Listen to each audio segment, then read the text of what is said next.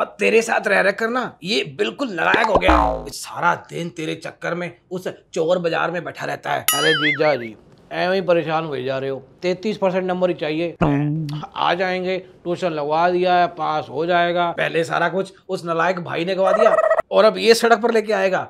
सब तेरी वजह से साले। हाँ और पढ़ाई ठीक है, अच्छी बात है, और लेकिन मैं तो खुद ही 12वीं तक पढ़ा हूँ, पर फिर भी स्टॉक मार्केट में ट्रेडिंग करके आपसे ज़्यादा ही कमा लेता हूँ। आप तो बस एफडी के चक्कर में ही रह गए। अबे साले वो जमाना गया जब सारे शेयर बाजार से बहुत सारा पैसा कमाते थे।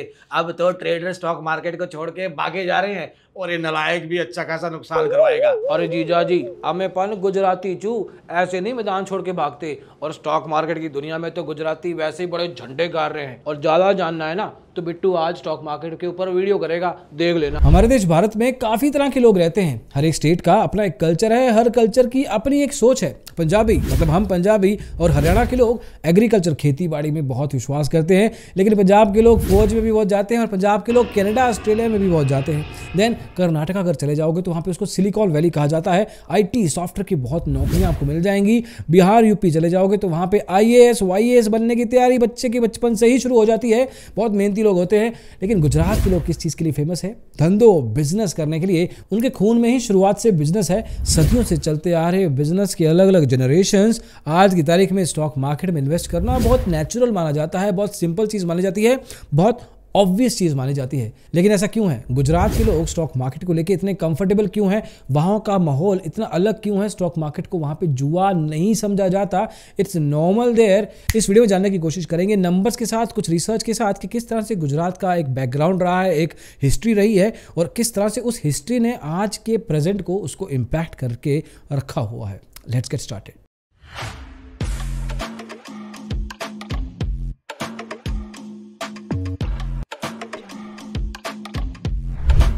अब आपने मुकेश अंबानी जी, अदानी जी, बिरला जी और आपने डेफिनेटली करशन भाई पटेल जी का नाम जरूर सुना होगा। इनमें दो चीज़ें कॉमन है। एक तो भारत के सबसे सक्सेसफुल बिजनेसमैन में राधा इनका नाम आता है, और दूसरा ये सब गुजराती है। लेकिन गुजरात के लोग सिर्फ बिजनेस में ही नहीं अच्छा करते, वो स्टॉक मार्केट में भी बहुत ज़्यादा क्वांटिटी में और क्वालिटी में पैसा कमाते हैं। अब इंडिया में करीब आपको 11-11.5 करोड़ डीमेट अकाउंट मिल जाएंगे। उसमें से एक्टिव शायद 3-3.5 पौने 4 करोड़ होंगे। लेकिन अगर मैं टोटल डीमेट अकाउंट्स की बात करूं तो उसमें से 1,15,00,000 से ज़्यादा डीमेट अकाउंट गुजरात से आते हैं।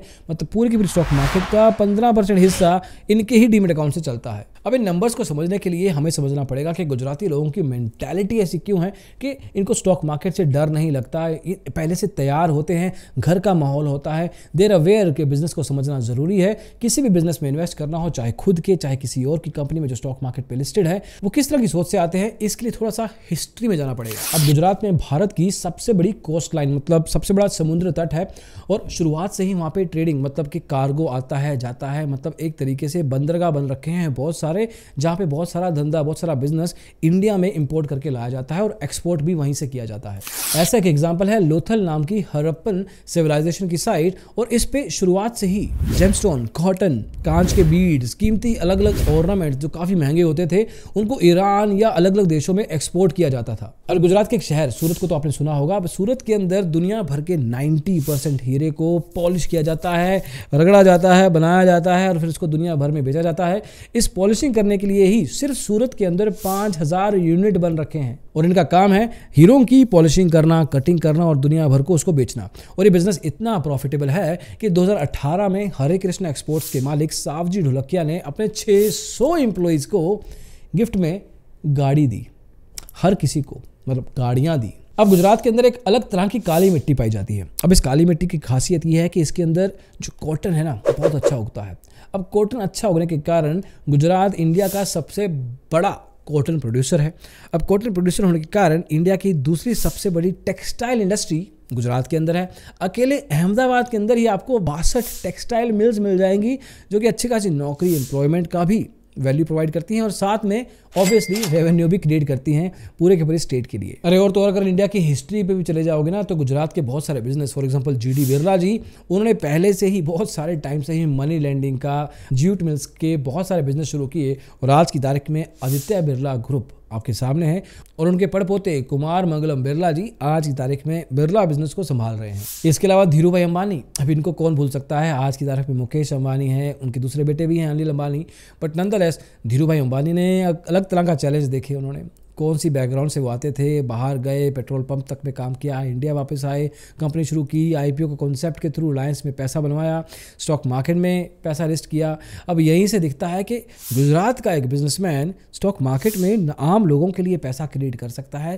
That was a revolutionary movement, not just for Gujarat, सिर्फ गुजराती लोगों के लिए नहीं, पूरी इंडिया के लिए एक अलग तरह का स्टेप था। पर सर्टेन लेवल पे इसने गुजरात के लोगों का माइंडसेट एक अलग तरीके से, अलग टेंजेंट से इम्पैक्ट किया, क्योंकि यहीं का एक बंदा था जो किसका कोई बैकग्राउंड नहीं है, धंधे का नहीं, बिजनेस का नहीं, खुद से सेल्फ मेड मैन। और उसके बाद मुकेश अंबानी जी ने जो किया है वो डेफिनेटली आज तक उस चीज़ को परसिस्टेंस के साथ एक स्ट्रॉन्ग वैल्यू क्रिएट करता है गुजरातीज के लिए कि गुजराती लोग धंधे में अच्छे हैं, स्टॉक मार्केट में अच्छे हैं और ठीक ठाक काम कर सकते हैं। अरे इसके अलावा बहुत सारे एग्जाम्पल हैं, वाडीलाल, रसना, निरमा, बालाजी वेफर्स, ऐसे छोटे छोटे बिजनेस जो कि शुरुआत के लेवल पे फैमिली बिजनेस हुआ करते थे, जीरो से शुरू हुआ करते थे, but at this point in time बहुत बड़े ग्रुप्स बन चुके हैं। तो इन सालों की इतनी मेहनत के कारण स्टॉक मार्केट या बिजनेस की साइकोलॉजी चेंज हो गई, एक्सपीरियंस चेंज हो गया। अब कहते हैं ना कि over a period of time एक इंसान के जीन्स उनके बच्चों में, जनरेशंस में कैरी फॉरवर्ड होते रहते हैं, तो सर्टेन लेवल पे आगे चल के भी there is a high possibility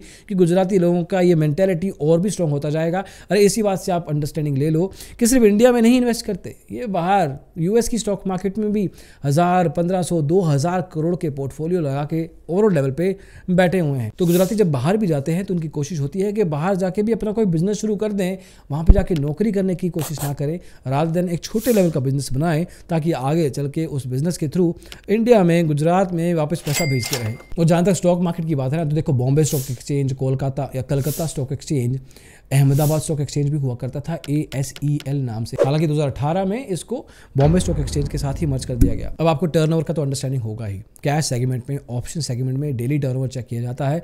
इसमें अहमदाबाद, राजकोट, सूरत, बहुत सारे ऐसे शहर हैं गुजरात के जिनका एक बहुत बड़ा हिस्सा है। फॉर एग्जाम्पल NSE के कैश टर्नओवर में अगर आप रोज़ की बात करोगे ना, तो रोज़ के टर्नओवर में 11% हिस्सा सिर्फ अहमदाबाद से आता है। हालांकि करीब 65% से भी थोड़ा सा ज़्यादा हिस्सा जो है वो मुंबई अकेला शहर है जो प्रोवाइड करता है। तो एक ठीक ठाक लेवल पे अगर आप देखोगे तो 70 से 80% जो टर्नओवर आ रही है वो 2-3 जगह से ही आ रही है इंडिया में। बाकी का जो 22% है वो मोर और लेस बाकी पूरे देश से आ रहा है। इसके अलावा BSE के टर्नओवर में भी अहमदाबाद करीब 21% है। तो नंबर्स प्रीटी स्ट्रॉन्ग।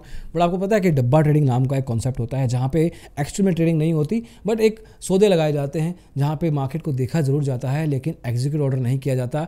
उधर भी अच्छा खासा बिजनेस है पूरे इंडिया में, लेकिन गुजरात में भी आप समझोगे ना तो रोज़ का 25,000 करोड़ रुपए का डेली टर्नओवर सिर्फ डब्बा ट्रेडिंग में है। ये इलीगल है, जो भी दिखता है पकड़ा जाता है। हालांकि लोकल कनेक्शंस होते हैं पुलिस के साथ, पॉलिटिक्स के साथ, तो चल जाता है। तो डब्बा ट्रेडिंग में भी गुजरात ठीक ठाक काम कर रहा है। और इसमें गुजरात के बड़े बड़े शहर तो हैं ही, लेकिन छोटे छोटे शहर जैसे कि ऊंझा, विसनगर, पालनपुर, धोराजी, उपलेटा, मोरबी, बहुत सारे ऐसे शहर हैं जहाँ पे डब्बा ट्रेडिंग धड़ल्ले से चलती है। अब पता होता अथॉरिटीज़ को, लेकिन उसके बावजूद ठीक ठाक लेवल पे पैसा टर्नओवर के रूप में निकलता है। लोग पैसा कमाते हैं, गवाते हैं, दैट्स डिफरेंट, बट स्केल वहाँ पे भी है। तो इन सब बातों से, बिजनेस की बैकग्राउंड से, साइकोलॉजी से, नंबर्स के साथ आपको थोड़ा बहुत अंडरस्टैंडिंग जरूर हो गया होगा कि गुजरातीज क्यों स्टॉक मार्केट से इतना प्यार करते हैं। ये प्यार एक्चुअल में रियल लव है, नेचुरल है, ऑर्गेनिक है, पुराना है, कंसिस्टेंट है, चलता आ रहा है सदियों से और मोस्ट लाइकली आगे भी चलता रहेगा। इस वीडियो को देखने के बाद आप ये ज़रूर बताइएगा कि आप कौन से स्टेट से आते हैं और आप जिस स्टेट से भी आते हैं आपके आसपास क्या माहौल है स्टॉक मार्केट को लेके। कमेंट्स में ज़रूर बताइएगा, इससे बहुत फ़र्क पड़ता है, बहुत समझ मिलती है, क्योंकि आप प्रैक्टिकली खुद बता रहे हैं कि आप किस जहां में रह रहे हैं। इस वीडियो को देखने के लिए बहुत बहुत शुक्रिया दोस्तों। Thank you so much. Bye bye.